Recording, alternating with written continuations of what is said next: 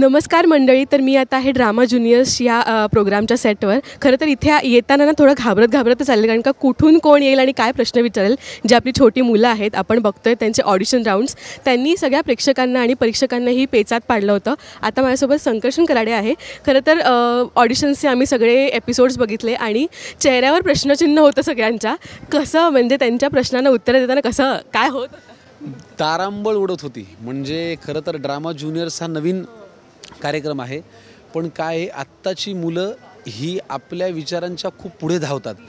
म्हणजे आपल्याला ज्याची उत्तर आपण विचारही केला नसेल असे प्रश्न ते विचारतात. आणि आपल्याकडे ना काय होतं, आपल्याकडे तेवढे काउंटर तयार नसतात. म्हणजे तुझं नाव काय, तू कुठून आली आहेस, एवढ्या प्रश्नांची उत्तरं ते देतील असं वाटतं. पण अचानक ते असा समोरून काहीतरी प्रश्न विचारतात की ज्याचं उत्तर आपल्याकडे नसतं. तर अशा अनेक गुगली आमच्यावरती पडतात, पण मजा येते, कारण त्यांची एनर्जी खूप वेगळी आहे आणि सगळं फ्रेश टॅलेंट आहे.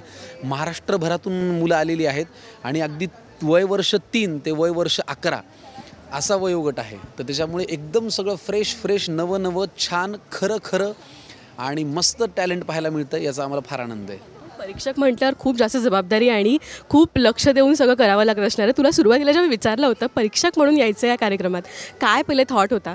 मी नाही म्हणलं होतं. कारण एकतर झी मराठीचा जेव्हा फोन आला आणि ते म्हणाले की ड्रामा ज्युनियर्स असा कार्यक्रम आपण करतोय, तेव्हा मला असं वाटलं की सवयीप्रमाणे आम्ही सारे खवय्ये, किचन कलाकार, महाराष्ट्राची किचन क्वीन, म्हणजे याचंही अँकरिंग, झी गौरव म्हणजे आता हे अँकरिंग पुढचं.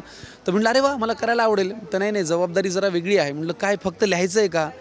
मी म्हटलं फक्त लिखाण असेल तर नको, मग मला लिखाण आणि अँकरिंग असं तरी द्या. ते म्हणे अरे थांब, यावेळेस परीक्षक व्हायचं आहे. तर मी म्हटलं नको.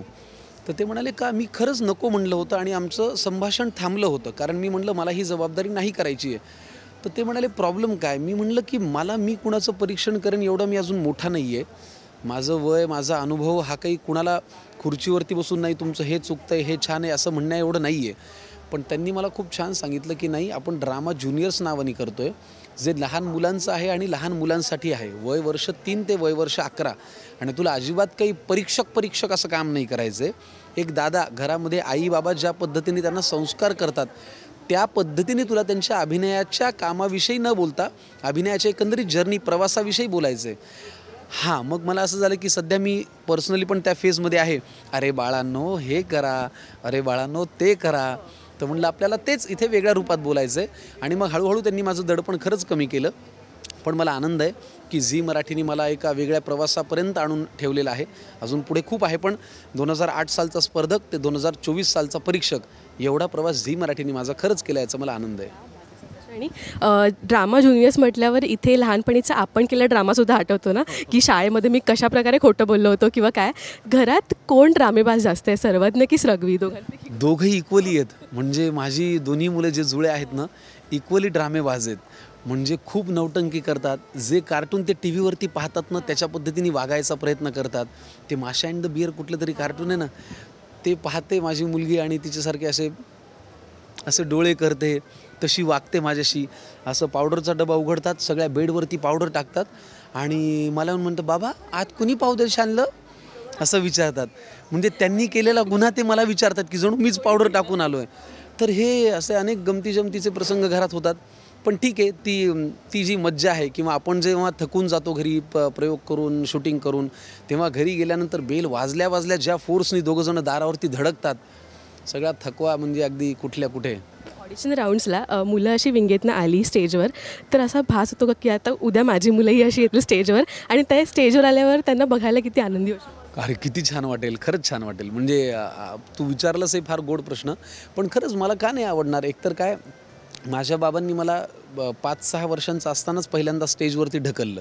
तेव्हापासून मी काम करतो आहे. माझा असा आग्रह नाही किंवा माझं असं ठाम मत नाही, म्हणणं नाही की माझ्या मुलांनी ॲक्टरच व्हावं किंवा काहीच नाही. त्यांना जे व्हायचं ते व्हावं. पण ते जर उद्या वयाच्या 3ऱ्या, 4थ्या, 5व्या वर्षी असं स्टेजवरती आले, त्यांनी काहीतरी करून दाखवलं, तर मला भारीच वाटेल ना, खूप आनंद होईल. संकर्षणची सुरुवात कशी झाली होती? म्हणजे पहिला, आता मला असं वाटतं ह्यापैकी बहुतेक मुलांचा हा पहिला स्टेज परफॉर्मन्स असेल. तुझा पहिला परफॉर्मन्स किंवा कोणता? अगं काय झालं, मी माझ्या आईच्या मांडीवरती बसून बाबांची नाटकातली कामं बघायचो आणि बाबांना असं स्टेजवरती बघून मला खूप भारावून जायला व्हायचं की अरे बाबा काय, म्हणजे इन्स्पेक्टर इथे करत आहेत, घरी वेगळेच असतात. मग मला ते ना खूप वेगळंच वाटायचं. मग बाबा त्याची तयारी करायचे की त्यांचे एक इन्स्पेक्टर ओळखीचे होते, त्यांचा ड्रेस घेऊन ये, मग तो धुणे, त्याला छान इस्त्री करायची, मग ते सगळं शोधायचं आणि नाटकामध्ये ते असं उभे राहायचं ना, तर मला वाटायचं की बापरे, हा वेगळाच रंग आहे बाबांचा. तर ते बघून वाटत तर होतं की आपण अभिनय करावा. पण जेव्हा मी पहिलीत होतो ना, 6 वर्षांचा होतो, बाबांनी मला बाल शिवाजी, छत्रपती शिवाजी महाराजांचं छोटं रूप असं एक भूमिका मला करायला दिली आणि ते त्यांच्या आईंशी बोलत आहेत, जिजाऊंशी बोलत आहेत, असा संवाद होता. तो माझ्याकडून पाठ करून घेतला. मी अक्षरशः म्हणजे छाती धडधडत असताना, तोंडाला कोरड पडलेली असताना असा स्टेजवरती गेलो. सगळे शाळेचे लोक बसले होते, मुलं होते आणि मी ते कसं तरी, बरं बाबा माझे विंग आहेत, त्या वाक्याला ते हातवारे करतात ना, की गनिमांच्या ताब्यात असलेल्या त्या कोंडाण्यावर मराठ्यांचा ध्वज फडकावा. मी हे बोलताना बाबा की आतली कवाडं आतल्या बाजूने उघडून दाखवू, ते बाबा तिकडे करतायत, म्हणजे मी एका डोळ्याने बघत ते करतोय. हे झाल्यानंतर जेव्हा खूप टाळ्या वाजल्या ना, मला दरदरून घाम फुटला. मी थोडा रडलोसुद्धा, कारण मला कळलंच नाही हे झालं काय. पण तो माझा पहिला परफॉर्मन्स होता आणि त्यावेळेला मला असं वाटलं की हो, आपण अभिनेता व्हायला पाहिजे, आपण हे करायला पाहिजे जे केल्याने आत्ता लोक टाळ्या वाजवत आहेत, असं वाटायचं. इथवर तू पोचला आहेस आणि आम्हा सगळ्यांना अभिमान वाटतो तुझा. आणि आता आम्ही रील्स पण बघतो तुझे आणि अमृताचे, खूप फनी असतात आणि मला असं वाटतं तुमच्यात ते लहानपणसुद्धा आलं आहे ह्या मुलांच्या निमित्ताने. माझ्यात नाही आहे, ती माझ्याकडून पकडून रील्स करून घेते. हे मी खोटं नाही सांगत. ती आल्या मी तिला विचारलं ना, गुड मॉर्निंग कशी आहेस, ती म्हणते ते गेलं खड्ड्यात, आजचा रीलचा विषय हा आहे. मी म्हणतो अगं थांब तरी, आज परीक्षण म्हणजे काय करायचं आहे, नाही सगळं बाजूला, आजचा रीलचा विषय आहे, तू ट्रॅफिकमध्ये, अगं हो थांब ना या. मग असं सांगितलं की ती एका सेकंदात तयार होते. मग तिचा कॅमेरा तयार, हे करणं, हा चल रेडी, आणि ती लगेच, मग ते झालं की ते कट झाल्यानंतर ती आपल्याकडे बघतही नाही, ती अशी निघून जाते. म्हणजे अगं अमृता, मी तुझ्यासाठी आत्ता रील केलं आहे, थांब काट. मग ते हे होणार, मग आपल्याला टॅग झालं की कळतं, अरे पोस्ट केलं की काय. तर म्हणजे क्षणार्धात झपाझप ते. मला असं वाटलं की नाही मुलांचा प्रभाव होतो की काय, किंवा तो एक मुलांचं लहानपण. अमृतात लहान मूल आहे, प्रभाव वगैरे काहीही नाही. तिची एनर्जी, तिचं येणं, तिच्या गोष्टींच्या बाबतीत चूजी असणं, हे खूप तिच्यातलं लहान मूलच आहे. पण ते सकारात्मक पद्धतीने आम्हाला फार हेल्प करतं. ज्या पद्धतीने ती ब्राईट, नॅचरल राहते आणि मस्त एकदम असं तिचं छान असतं आणि त्याच्यामुळे मजा येते, वातावरण हलकं फुलकं राहतं. तुम्ही आज ट्रेडिशनल आउटफिटमध्ये आज सगळे खूप सुंदर दिसत आहे. खरं तर हा अपकमिंग एपिसोड आहे, आम्हाला बघायला मिळणार आहे.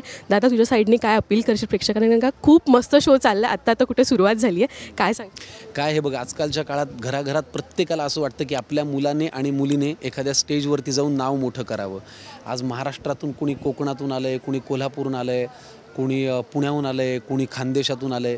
ही मुलं वेगवेगळ्या ठिकाणावरून येऊन, बरं 3 ते 11 काय वयोगट आहे मला सांग. आईबाबांच्या मनातलं काहीतरी स्वप्न असतं, त्यांनी काहीतरी पाहिलेलं असतं. बरं आजकालच्या रीलच्या, यूट्यूबच्या आणि या सगळ्या सोशल मीडियाच्या काळामध्ये येऊन पल्लेदार वाक्य पाठ करतात. परवा एका मुलीनी ताराराणींची भूमिका केली, काय स्पष्ट उच्चार. परवा एका मुलांनी बाजीप्रभू देशपांडेंचा रोल केला सुंदर, छत्रपती शिवाजी महाराजांची भूमिका करतायत. ही 4-4, 6-6 वर्षांची मुलं जेव्हा ती पल्लेदार वाक्य म्हणतात ना, उच्चारतात, तेव्हा असं वाटतं की नाही, सोशल मीडियापेक्षा वेगळं यांचं एक अंग आहे, ते फक्त आपल्याला डेव्हलप करायचं आहे, त्याला असा छान आकार द्यायचा आहे. आणि ते जर झालं ना, तर आपल्याला खूप चांगले चांगले कलाकार भविष्यात मिळतील. तर माझं प्रेक्षकांना एवढंच म्हणणं आहे की तुमच्याच भागातले, तुमच्या घराघरातले जे मुलं आज काहीतरी करू पाहत आहेत असा मोबाईल धरून, त्याच्या पलीकडे जाऊन ही मुलं या स्टेजवरती येऊन काहीतरी करू पाहत आहेत, त्यांना नक्की बघा, त्यांना शुभेच्छा द्या. आमचं काय, तुम्ही जे घरात बसून करताय ते आम्ही इथे बसून करतोय. अरे हां, ह्यानी हे छान केलं, हे तुम्हाला जे घरात बसून म्हणायचं आहे ते आम्ही इथे बसून म्हणतोय. आमचं काही वेगळं काम नाही. पण एक फार आनंद होईल की उद्या 15, 20, 25, 30 वर्षानंतर ही मुलं जेव्हा म्हणतील आमच्या प्रवासामध्ये ड्रामा ज्युनियर्स हा शो होता, तेव्हा आपलं नाव आठवणीत असेल, याचा आम्हाला आनंद आहे. आणि याच आनंदासाठी तुम्ही हा कार्यक्रम नक्की बघा. ड्रामा ज्युनियर्स निखळ आणि प्रत्येक काय, मुळात आजकाल असं मनोरंजन फार कमी होतं की जिथे वयवर्ष 3 ते वयवर्ष 80 सगळे एकत्र बसून आपण बघू शकू. तर हा कार्यक्रम तसा आहे, मनोरंजन आहे, इतिहास आहे, ड्रामा आहे, ज्युनियर्स आहेत, एंटरटेनमेंट आहे. त्याच्यामुळे नक्की बघा. शनिवार रविवार रात्री 9 वाजता झी मराठीवर. खूप मजा येणार दादा, आणि थँक्यू सो मच बोलल्याबद्दल. थँक्यू.